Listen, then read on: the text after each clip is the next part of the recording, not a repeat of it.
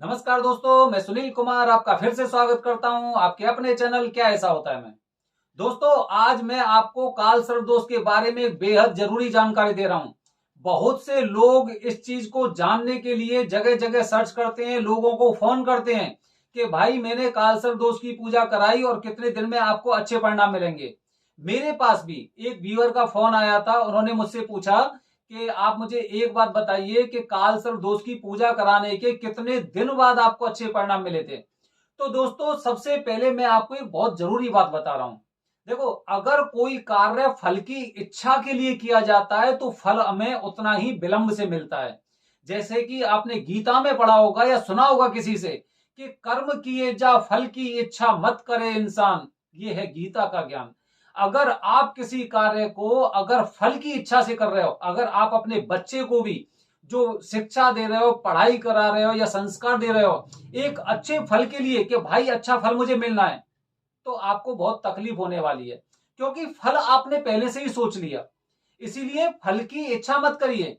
वैसे मैं आपको ये जानकारी देने जा रहा हूं कि अगर आपने त्र्यंबकेश्वर में या फिर कालसर्प दोष की पूजा कहीं पे भी कराई है तो कितने दिन में आपको बहुत अच्छे परिणाम मिलेंगे और आपको लगेगा कि मेरी पूजा सफल हुई है।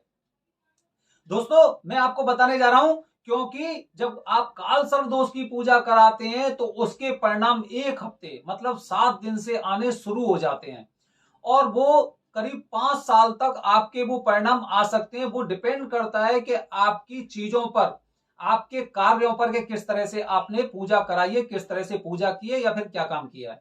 तो दोस्तों, मैं बता रहा हूं कि अति शीघ्र अगर आपको कालसर्प दोष पूजा के फल चाहिए तो सबसे पहली एक जरूरी बात है कि काल सर्प दोष की जब आप पूजा करा रहे हैं तो आप ये सोचिए कि मुझे अपने दोष की शांति करानी है। मैं अपने दोष को शांत कराना चाह रहा हूं, इसलिए मैं इस पूजा को करा रहा हूं।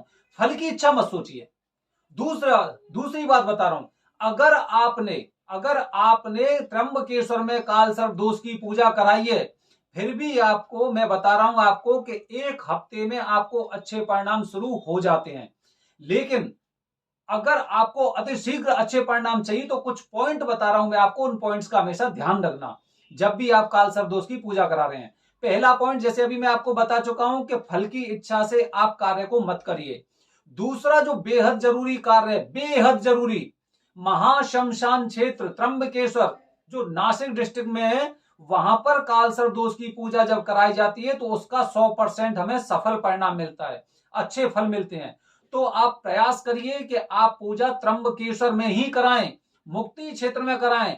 आप ग्रंथों को पढ़ लो या विद्वानों से पूछ लेना या फिर मान्यताओं के अनुसार आप चलोगे तो काल सर्प दोष पूजा के लिए सर्वोत्तम स्थान नासिक ही आपको दिखाई देगा और आप हर जगह उसे पढ़ सकते हैं, पूछ सकते हैं।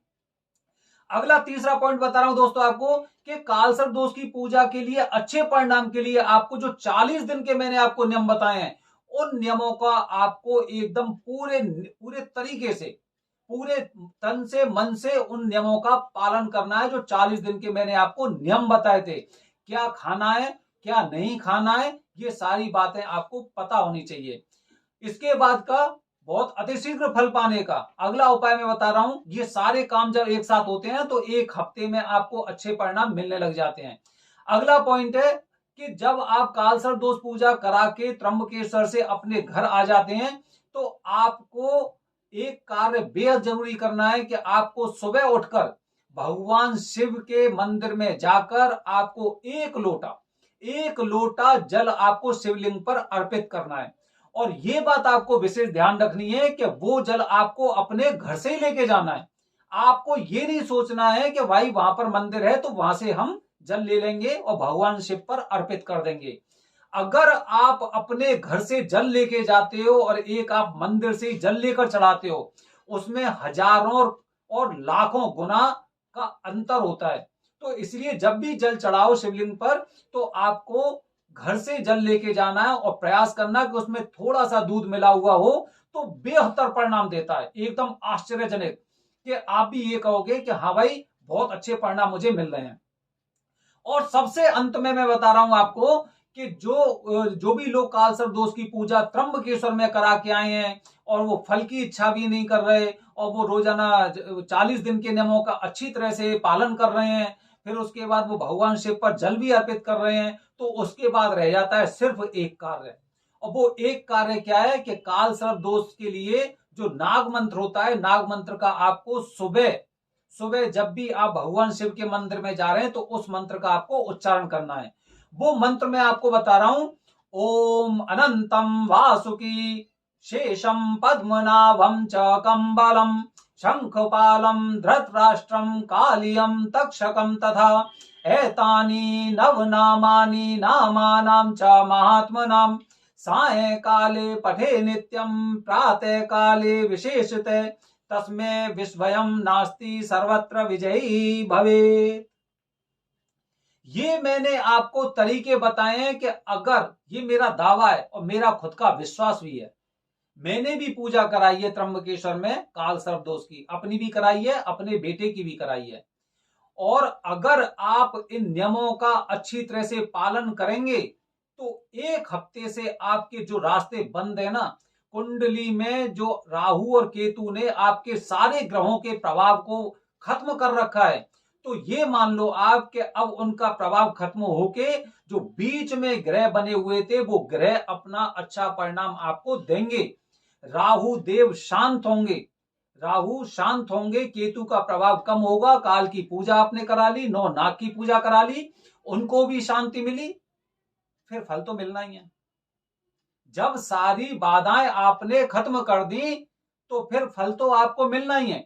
जैसे कि मैं आपको बता रहा हूं कि आपका घर पानी टपक रहा है उसमें से जगह जगह से, जब आपने पूरी तरह से क्षति करवा, पहले आपने क्या किया कि भाई उस पर कुछ प्लास्टिक का वो करवा दिया, फिर जहां पे पानी टपक रहा है वहीं पे आपने सीमेंट लगवा दिया, तो उस जगह से नहीं पानी दूसरी जगह से आएगा। जब आपने पूरी क्षति एकदम द्वारा से बनवा दी और तरीके से बनवा दी, पानी आने का सवाल ही नहीं है। तो दोस्तों वही मैं आपको बताने जा रहा हूं, एक हफ्ते से इसके फल मिलने शुरू हो जाते हैं। और जो लोग इन नियमों का पालन नहीं कर पाते हैं, इस तरह से जो मैंने आपको पॉइंट बताया उन पर अमल नहीं कर पाते हैं, वो पता है क्या कहते हैं, वो कहते हैं काल सर्प दोष की पूजा तो मैंने कराई थी लेकिन उसके परिणाम मेरे पास नहीं आ रहे हैं। तो दोस्तों आने वाले वीडियो में आपको जानकारी देने जा रहा हूं, कुछ अलग जानकारी, तब तक बने रहिए हमारे चैनल के साथ। धन्यवाद दोस्तों, जय हिंद, जय भारत।